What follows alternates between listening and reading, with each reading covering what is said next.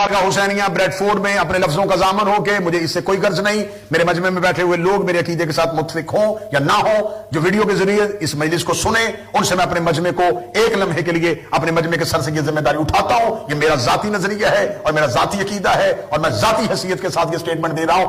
اگر بطول کے حق پڑھنا فساد ہے، مجھ سے بڑا فسادی کوئی نہیں۔ اگر علی کے فضائل کا پرچار کرنا غلو ہے تو مجھ سے بڑا غالی کوئی نہیں ہے۔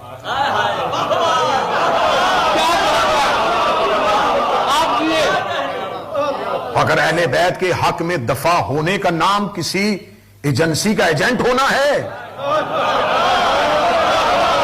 تو پھر میں اس ایجنسی کی بغیر تنخواہ کے نوکری کروں گا جو ہمیں اہل بیت کے حق کے لیے دے رہی ہے۔ بھائی مجھے میں تو اس ایجنسی کی بغیر تنخواہ کے نوکری کروں جو ہمیں کہہ کے ممبروں پہ جا کے علی پڑھو۔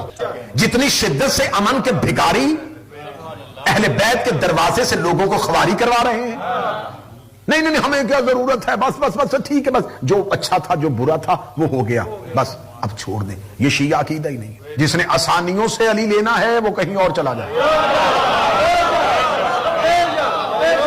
علی جمعرات والا پیر نہیں ہے،